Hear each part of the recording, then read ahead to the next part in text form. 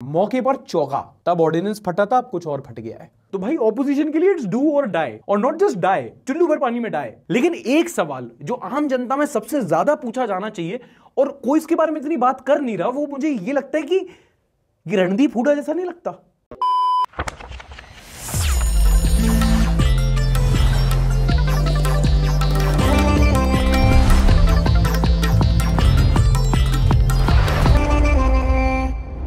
नमस्कार, आदाब and welcome.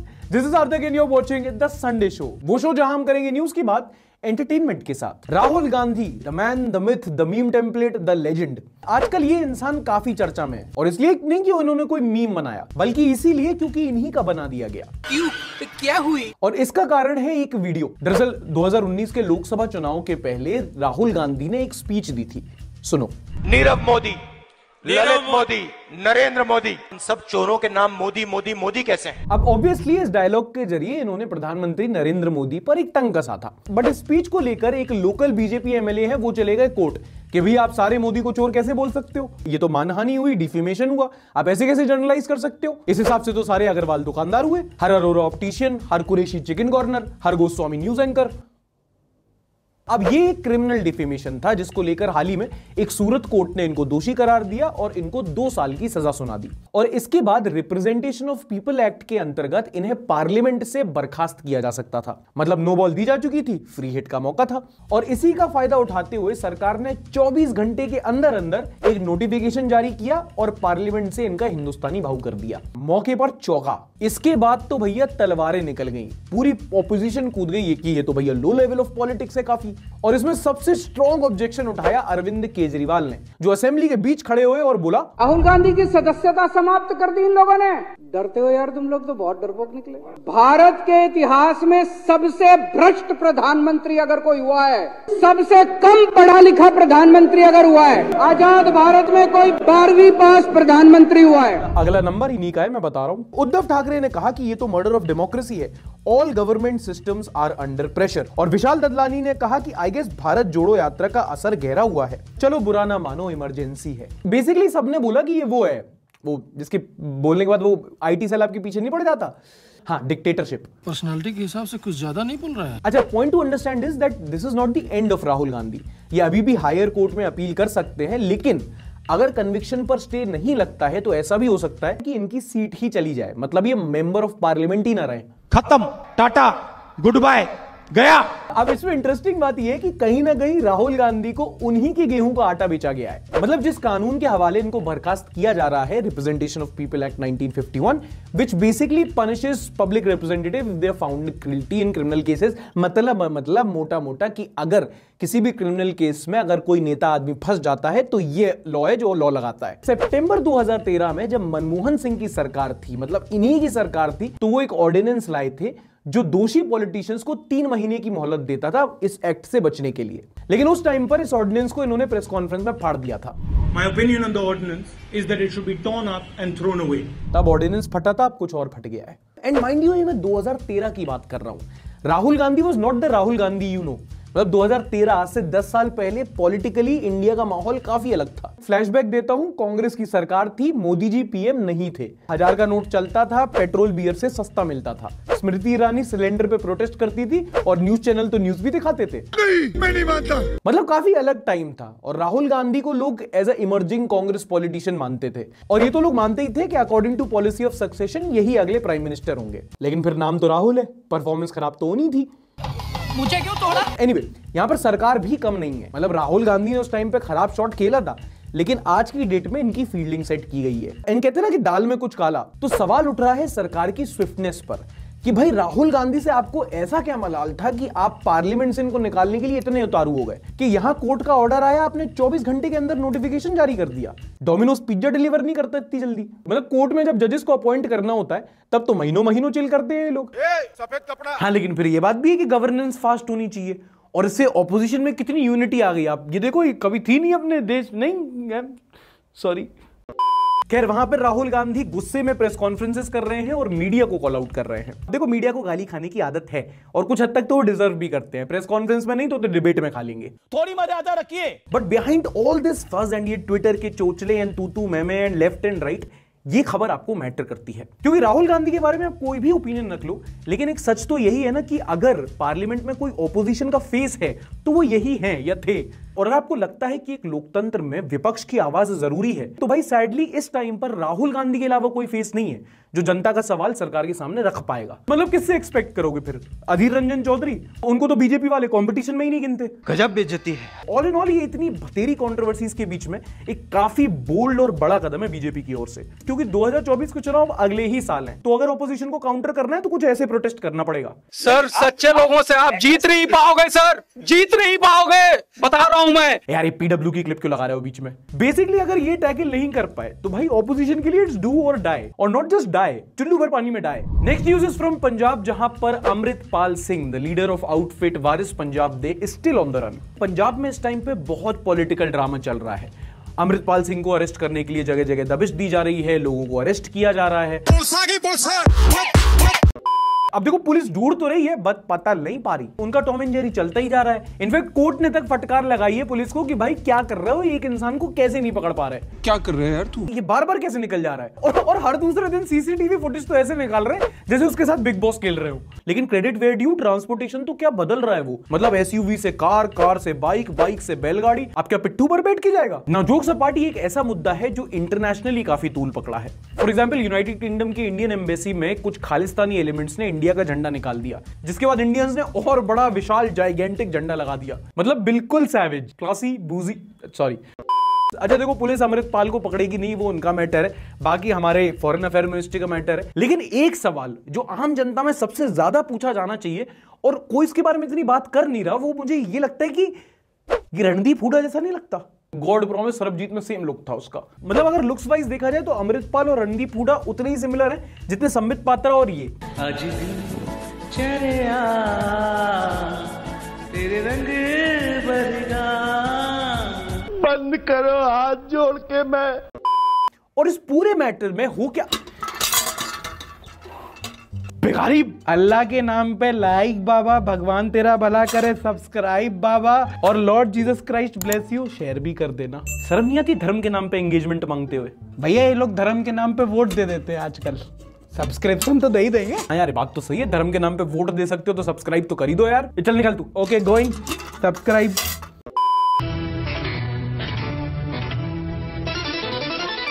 इससे पहले आपको समाचार बताऊं, आप जल लीजिए क्योंकि आपका गला सूखने वाला है।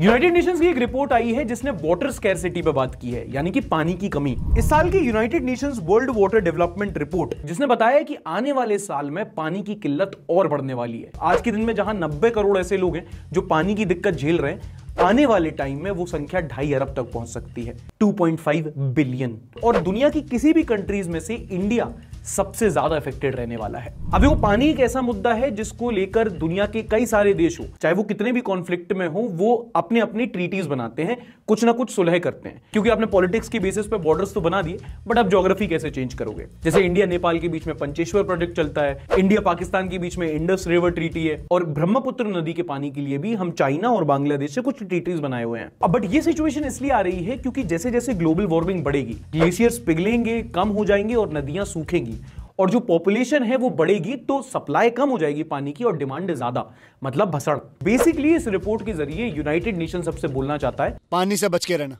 खतरा है तुम्हें पानी से। पानी पानी। एक और मेजर नेशनल न्यूज आई, वो है हैप्पीनेस इंडेक्स जब रिलीज हुआ, जिसमें 137 देशों में से इंडिया का 126वां स्थान आया। ये न्यूज काफी इंपॉर्टेंट है और अगर कॉन्टेक्स्ट के साथ समझोगे तो काफी इंटरेस्टिंग भी है। अब देखो, हैप्पीनेस इंडेक्स किसी भी देश के लोग कितने खुश हैं उस चीज को मापा जाता है, खुशी से रिलेटेड जो फैक्टर्स होते हैं उसको लेके, क्योंकि खुशी जो है, हैप्पीनेस, वो तो अल्टीमेटली एक आउटकम है ना, उसके फैक्टर्स कैसे हैं उस पर डिपेंड करता है। तो फैक्टर्स को देखा जाता है, जैसे कि किसी भी देश के लोगों के पास कितना पैसा है, वहां पर सोशल फैब्रिक कैसा है, सरकार पे कितना भरोसा है, गर्लफ्रेंड मिल रही कि नहीं लोगों को, क्या हम सिंगल लौंडे, हमारी खुशी उस पर डिपेंड करती है।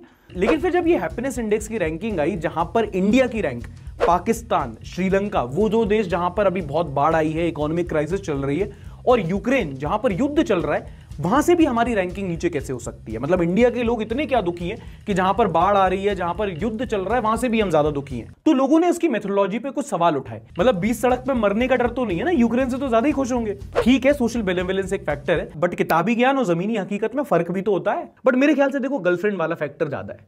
सिंगल लौंडे खुश नहीं है हमारे देश में। सरकारी नौकरी वाले मोहल्ले के लड़कों का प्यार ले जा रहे हैं। सर मैं डिस्ट्रैक्ट हो रहा हूं।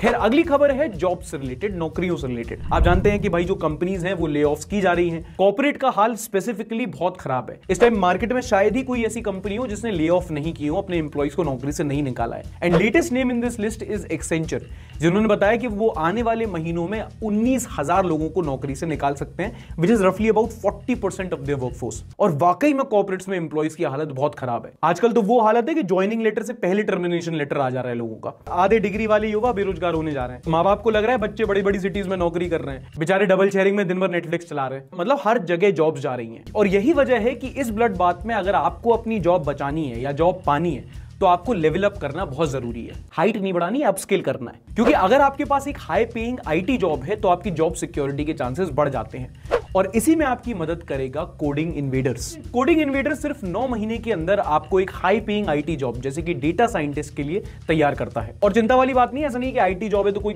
कोडिंग नॉलेज की जरूरत है। इनके कोर्सेज ऐसे डिजाइन किए गए हैं कि कोई अपने जैसा नूब भी है ना तो वो भी कोडिंग सीख सकता है, क्योंकि भाई कोर्सेज डिजाइन ही किए गए हैं इंडस्ट्री एक्सपर्ट्स, Amazon, Deloitte जैसी कंपनी के। क्योंकि ये आपको लिखित में देते हैं कि अगर इनके 9 महीने के कोर्स के बाद भी आपकी जॉब नहीं लगी तो आपको ये पैसे वापस दे देंगे। बट हाँ, इनके कोर्स के बाद, ऐसा नहीं कि बीच बीच में छोड़ दिया। हाँ, इनका पूरा का पूरा स्ट्रक्चर ही जॉब ओरिएंटेड है, इसलिए प्लेसमेंट के चांसेस बढ़ जाते हैं, क्योंकि इनके पास ऑलरेडी 300 से ज्यादा हायरिंग पार्टनर्स हैं। अगर ये ऑफर आपको अच्छा लग रहा है तो नीचे डिस्क्रिप्शन में और पिन कमेंट में मैंने इनके जॉब गारंटी बैच का लिंक दे रखा है, आप जाके चेकआउट कर सकते हैं। ये कोड यूज करेंगे तो आपको 20% का डिस्काउंट भी मिल जाएगा। चलो अब देखते हैं इस हफ्ते की नॉनसेंस न्यूज। नॉनसेंस पहला तो यह कि 7.7 की तीव्रता का अफगानिस्तान में एक भूकंप आया, जिसके कुछ झटके दिल्ली एनसीआर तक महसूस हुए और उसके कुछ दिन बाद भूकंप के झटके मध्य प्रदेश के ग्वालियर में भी फील हुए। और देखो, जब भी भूकंप आता है तो इंडिया में 2 तरह के लोग होते हैं, समझ में आता है। एक जो सीढ़ियों की तरफ भागते हैं, एक जो सोशल मीडिया की तरफ भागते हैं। बात तो सही है। मतलब भूकंप आया, घर से निकलो, रोड पे जाओ, जान बचाओ। लेकिन नहीं, लोगों को स्टोरी बना के व्हाट्सएप और इंस्टाग्राम की स्टोरी अपडेट करनी होती है। ये इतने सोशल मीडिया सेवी होते हैं, इनको मौत से डर नहीं लगता। इनको अगर यमराज भी दिख जाएगा ना तो उसके सांड के साथ सेल्फी ले लेंगे ये लोग। मतलब लोग स्टेटस अपडेट कर रहे हैं कि good experience, this is the first earthquake of my life, #excited. अबे सर पे पत्थर गिरेगा, गजनी हो जाओगे। अब कुछ मीम्स देखो। After Delhi felt earthquake, Delhi I'd to earth be like, तुझे कोई बीमारी है क्या? डेली पीपल टू अर्थक्वेक, निर्लज्ज तू फिर आ गया। Earthquake scenes Afghanistan and Delhi, earthquake after every 2 months इन दिल्ली, परंपरा, प्रतिष्ठा, अनुशासन। When it's weekend already and earthquake hasn't hit you yet, Delhi NCR people, अब तक तो उसको आ जाना चाहिए था। दिल्ली वालों को पोल्यूशन और भूकंप दोनों की आदत सी हो गई है। मेरी तो उसमें भी किस्मत खराब है। मैं तो यार सोता रह गया, भूकंप निकल गया। मेरा आजकल नया फ्लेक्स है ये कि भूकंप भी मेरी नींद नहीं तोड़ पाता। अब तो भूकंप भी फील नहीं होता। खैर, दिल्ली में तो धरती हिली, बिहार में तो बिना भूकंप के लोग हिल गए। और ये तब हुआ जब पटना रेलवे स्टेशन पर एक पॉर्न क्लिप चल गई, वो भी 3-4 मिनट तक। प्यार की राह में चलना हाँ, जहां अनाउंसमेंट होनी चाहिए वहां ऑर्गाज़म हो रहा था। भाई साहब, ये सिर्फ इंडिया में हो सकता है। एंड ऑब्वियसली लोगों ने इसके भी मजे लिए। किसी ने पॉर्न अप का पटना अप कर दिया। Perverts travelling to Patna after seeing porn accidentally played on the screen. No one passengers at Patna station. Zoom करो, जूम करो। पटना जंक्शन सभी रेलवे जंक्शनों में best. Passengers coming from Patna junction. तो ऐसा लग रहा है दिल गार्डन गार्डन हो रहा है। बहुत मजा आ रही है। Scenes at Patna station. मैंने अपने दोस्त के साथ कल फिर से स्टेशन का प्रोग्राम बनाते हुए, जिसने पॉर्न चलाया उसको स्टेशन मास्टर कूटते हुए। Guinness book of world records, the most number of people watching porn together happened at Patna railway junction. Photoshop का भी इस्तेमाल किया गया है। It is nothing but the Indian railway sex education योजना स्कीम। हाँ, बिना इंफॉर्मेशन के फेक न्यूज मत फैलाओ। 50 shades of Patna railway station, porn played. अरे यार, कुछ भी करते हैं लोग। देवाशीष गौर ने वीडियो शेयर किया, scenes at Patna railway station. तू सिर्फ बोलता है भाई, बिहार ने तरक्की कर ली। मैं तो जब भी आता हूँ, मैं तो इस बार भी आया। तरक्की तो कर ली भाई। 10 number platform. No sir, we have taken the action immediately. Yes sir, platform पे 10 से बढ़ाकर 500 रुपए कर दिया है सर। मेरे बच्चों को लेके आए, टिकट दे दो, गाँव जाना है, जल्दी ट्रेन निकल जाएगी। 10 नंबर प्लेटफॉर्म पे ट्रेन। सब चलो पटना रेलवे स्टेशन। अरे चल भाई, जब ट्रेन छूटे तब जाइए का, चल आगे दरभंगा जाके पैसा कमाई जाए। भैया पटना स्टेशन यही है। अब मियां खलीफा कौन से प्लेटफॉर्म पे आई? ये कितने लोग चढ़ रहे हैं ट्रेन पे? कौन सी है, पैसेंजर सुपरफास्ट या HD? चलो बिहार की बात कर रहे हैं तो बात करते हैं बिहारी बाबू तेज प्रताप यादव की, लालू यादव के ज्येष्ठ पुत्र तेजस्वी यादव के बड़े भाई और बिहार के पर्यावरण मिनिस्टर। इन्होंने हाल ही में ट्विटर पर एक वीडियो शेयर किया जिसमें वो सो रहे हैं और इन्होंने बोला कि उनको सपने में भगवान आए हैं और इनका सपना अपेरेंटली रिकॉर्ड हो गया और सपना देखते हुए ये भी रिकॉर्ड हो गए कंप्लीट क्लोजअप शॉट के साथ। एक अच्छी खासी ड्रामेटिक वीडियो भी बन गई जो इन्होंने खुद ही ट्विटर पर अपलोड कर दी। ये भगवान की कृपा के बिना कैसे हो सकता है काम? मेरे ख्याल से मोदी जी के बाद मेरे सबसे फेवरेट पॉलिटिशियन तेज प्रताप यादव ही है। बताओ ऐसी टेक्नोलॉजी अभी तक कहीं अचीव हुई है जहां पर आप सपना भी रिकॉर्ड कर सकते हो और सपना देखते हुए खुद को भी रिकॉर्ड कर सकते हो। कृष्णा ने लिखा, तेजू भैया same to same Shri Krishna ji मुझे हॉटस्टार पर दिख रहे हैं। जोर जोर से बोल के लोगों को स्कीमें बता दे। Try TikTok. भैया से जलने वाले लोग कहेंगे कि ये वीडियो भी नकली है, लेकिन सच तो सच ही रहेगा। जलो मत, बराबरी करो। ये टेक्नोलॉजी बिहार से बाहर नहीं जानी चाहिए। अरे यार आंसू आ गए। अच्छा, जैसे बिहार के लाल हैं तेजू भैया, ऐसी दिल्ली के लाल हैं राघव चड्ढा। लड़कों के लिए यंग पॉलिटिशियन, लड़कियों के लिए कौन है वो क्यूट क्यूट सा चश्मा पहनने वाला। इस हफ्ते एक वीडियो वायरल हुई जहां पर ये एक रेस्टोरेंट के बाहर एक्ट्रेस परिणीति चोपड़ा के साथ स्पॉट किए गए एंड अपेरेंटली काफी कपल वाइब्स वाली वीडियो थी। और फिर जब ये वीडियो बाहर आई तो भाई चर्चा तो तेज होनी थी, बात पार्लियामेंट तक पहुंची। You occupied enough space in social media. You can, this may be a day of silence for you. अब देखो पॉलिटिक्स और बॉलीवुड जब भी मिलता है तो भैया मजा तो आता ही है। पापराजी और पत्रकार में डिफरेंस कहां बचता है फिर? तो जब राघव जी से पूछा गया कि मालिक ये कौन सा गठबंधन है तो राघव भाई तो फुल ब्लश कर गए। आप मुझसे राजनीति के सवाल करिए, परिनीति के नहीं। देखो यार बातें मत बनाओ, फालतू की रूमर मत फैलाओ। ऐसा भी तो हो सकता है कि दोनों सिर्फ दोस्त हो। Like we too soon to जज। मतलब कुछ लोग तो नाम भी बनाने लगे, जैसे विरुष्का, विकेट, ऐसे इनका बना दिया परिणीति राघव का पराग। मतलब पान मसाला है क्या? खैर सारी न्यूज इतनी कंट्रोवर्शियल और इतनी फालतू की नहीं होती। कुछ ऐसी न्यूज भी आती हैं जो हमको मैटर करती हैं और थोड़ी राहत भी देती हैं, खुशी होती है सुन के। जैसे कि एक ऐसी खबर आई इस वक्त इंडियन रेलवे से। अगर आप इंडियन रेलवे में ट्रैवल कर रहे हैं तो रेलवेज ने AC 3 टियर इकोनॉमी क्लास का जो फेयर है, जो खर्चा है, जो उनका किराया है, उसको उन्होंने कम कर दिया है। दो तरह के AC में क्लासेस होते हैं, एक 3 टियर होता है, एक 3 टियर इकोनॉमी होता है। तो 3 टियर इकोनॉमी की प्राइसेस कम हुई हैं। नहीं समझे? स्लीपर क्लास वाले हो गए ना फिर। अब बहुत कम देखा जाता है कि कोई भी सर्विस प्रोवाइडर आज की डेट में जब इन्फ्लेशन चढ़ रहा है तो अपने प्राइसेस कम करे। बट रेलवे है भाई, इंडियन रेलवे, कुछ तो अपनी है, तो उन्होंने कम किया है और इस एक डिसीजन से लगभग 15 लाख पैसेंजर्स को फायदा पहुंचेगा, जिसमें से एक मैं भी हूं। स्लीपर नहीं, AC, इकोनॉमी, बट ओके। तो इन दोनों अखबार में क्या छप रहा है, न्यूज में क्या चल रहा है, ये आप जान चुके हैं। अब देखते हैं कि सोशल मीडिया पर क्या चल रहा है, मीम्स क्या शेयर हो रहे हैं, लोग किस चीज पे बात कर रहे हैं। थोड़ी चुगली भी बनती है कि नहीं? और जनाब क्या चल रहा है? मेरे को बड़ी तकलीफ हुई। अब मनीष सिसोदिया के लिए नहीं, मनीष सिसोदिया तो भगत सिंह है, जान ले लो उसकी फांसी पे चढ़ा दो, खुशी खुशी देश के लिए फांसी पे चढ़ जाएगा। अरे झूठ बोल रहा है, झूठ बोल रहा है। ये केजरीवाल, हम तो इसको देव मानुष समझते थे। दोस्त से दुश्मन भला कलयुग है भाई। ओ भैया धोखा, चीटिंग करता है तू। ये कोई थिएटर से मूवी देख के आ रहा था तो इनसे रिव्यू मांगा जाता है और ये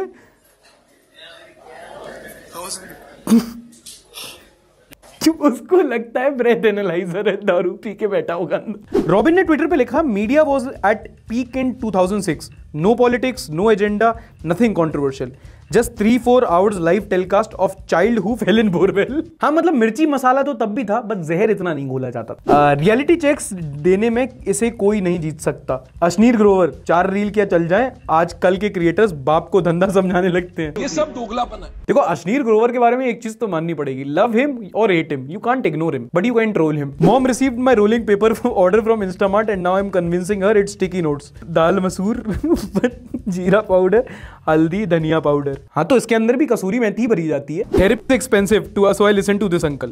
पढ़ाई कर ले बेटा, लड़कियों पर सिम करने से पैसा नहीं मिलेगा। पढ़ाई करने से कौन सा पैसा मिल रहा है uncle? Single boys queuing up to buy platform tickets at Patna junction. हम first. Surya Kumar Yadav on the first ball of every match, लुट गए हम तो पहली मुलाकात में। यार सूर्य कुमार यादव 3 मैच में लगातार पहली बॉल पे आउट हो गया। किसी ने सही लिखा है, इतने बादल का मौसम है, सूर्य कैसे निकलेगा। सुनो पुलिस, अमृतपाल के साथ अमृतकाल भी ढूंढ देना। इस सज्जन को क्या तकलीफ है भाई? When train stops in Patna Junction. ये कोई लड़ने आ रहा है? बोलो पेंसिल पेंसिल, तेरी लोकसभा की मेंबरशिप कैंसिल। मीनवाइल सार्थक भाई, जीके वाले सेक्शन के लिए बहुत पढ़ाई करनी पड़ती है। पढ़ाई नहीं करनी पड़ती है, मैं आधे गूगल से देख के बता देता हूं। देखो नहीं पता तो नहीं पता, क्या करूं। पटना जंक्शन, ये कोई रंड। कार्तिक ने ट्वीट किया, I hate those people who can go to sleep as soon as they shut their eyes, like that takes me 3 hours 700 position changes and a sacrifice to God. मैं सोता हूं 1 बजे आंखें बंद होती है मेरी, नींद आती है 4 बजे, अलार्म लगता है 9 बजे का, आंखें खुलती हैं 12 बजे। Fucked up life. मतलब मेरी स्लीप साइकिल खराब नहीं है, उसकी चेन उतर गई है। इट्स रियू सैनी ने ट्वीट किया है, खुद के बेटे भले ही बेरोजगार बैठे हो लेकिन दामाद सबको सरकारी नौकरी वाला चाहिए। जोर जोर से बोल के लोगों को स्कीमें बता दे।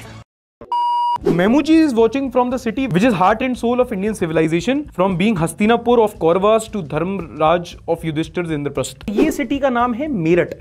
ये मुझे नहीं पता था, मैंने गूगल से ही पता करके बताया है कि कौरवास के टाइम पे, मतलब कौरवों के टाइम पे उसको हस्तिनापुर कहा जाता था, और दिल्ली के पास एक जगह है जहां पे पुराना किला है, उसको इंद्रप्रस्थ भी कहा जाता है। We love watching a show from the capital of the state of 10,000 lakes, PS we live in the United States, Aryan Ken beyond. अच्छा, ये है यूएस का मिनेसोटा, ये भी अगेन गूगल से मैंने पता करके बताया। सो यूनाइटेड स्टेट्स ऑफ अमेरिका का एक ऐसा ये स्टेट है जहां पर 10,000 से ज्यादा तालाब हैं। यहां 5-6 होते हैं तो उसको सिटी ऑफ लेक्स बोले थे, 10,000। इंटरेस्टिंग। तो ये थे इस हफ्ते के सबसे वायरल मीम्स। अगर आपको भी कुछ ऐसे मीम्स, कुछ कंटेंट मिले which makes you go rolling on the floor laughing, ROFL, तो आप इन सारे सोशल मीडिया हैंडल्स पर शेयर कर सकते हैं। अगर आप रेडिट और टेलीग्राम यूज करते हैं तो हमारी कम्युनिटी भी ज्वाइन कर सकते हैं। इन सब के लिंक्स मैंने डिस्क्रिप्शन में दे रखे हैं। कैसा लगा आज का एपिसोड? अच्छा लगा हो तो लाइक कीजिएगा, नहीं पसंद आया डिसलाइक कर सकते हैं। पिछले हफ्ते का एपिसोड आपको इधर मिल जाएगा। मिलेंगे अगले एपिसोड में, तब तक के लिए अपना ख्याल रखिए। टाटा बाय बाय, शब्बा खैर।